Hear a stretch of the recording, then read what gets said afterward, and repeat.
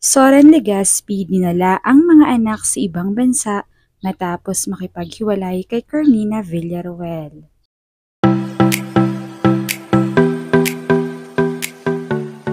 Trending at hot topic pa rin ngayon na pinag-uusapan ang tungkol sa hiwalayan ni Soren Legaspi at Carmina Villaruel.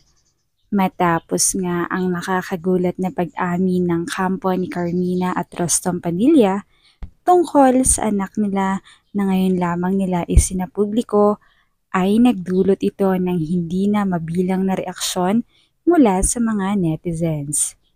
Subalit hindi na importante ang sasabihin ng iba dahil ang mas naging usapin ay ang naging reaksyon ng asawang si Zoren dahil sa ginawa ng kanyang asawa. Napakadami nga nang nangyari. Dumating pa sa sitwasyong kailangang umabot sa korte.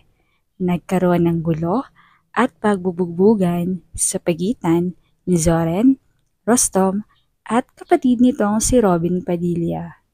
Gayon din ay ang pagdampot ng police actress na si Carmina.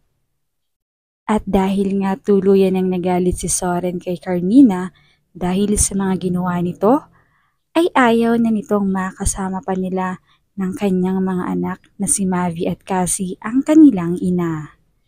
Kaya naman, ayon sa aming mapagkakatiwalaang source, ay binitbit na ni Zoren ang kanyang mga anak patungong ibang bansa upang tuluyan ng mapalayo kay Carmina.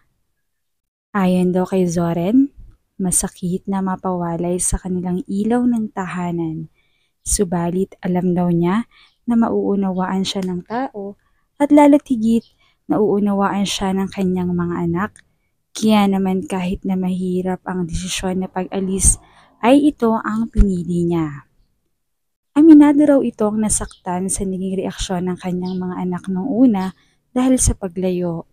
Pero balang araw ay batid niyang mauunawaan siya ng mga ito at para na rin sa ikabubuti nila at kapayapaan ng lahat. Sa ngayon ay nasa ibang bansa na ang mga mag-aama habang patuloy sa pagsasaayos ang abogado ni Carmina upang tuluyan na itong makalaya. Hiling naman ng mga netizens na sana ay maging maayos na ang sitwasyon ng pamilya Legaspi dahil naniniwala pa rin sila na mas matimbang pa rin ang pamilya sa lahat ng nangyayari. At balang araw ay muli silang magkakasama-sama at magiging masaya. Ika nga ay walang makakapantay sa pagmamahal at pag-aalagaan ng bawat miyembro ng pamilya dahil sa huli, ito pa rin ang magiging kakampi at sandalan ng bawat isa sa mga pagsubok at problema na dumadating sa bawat isa.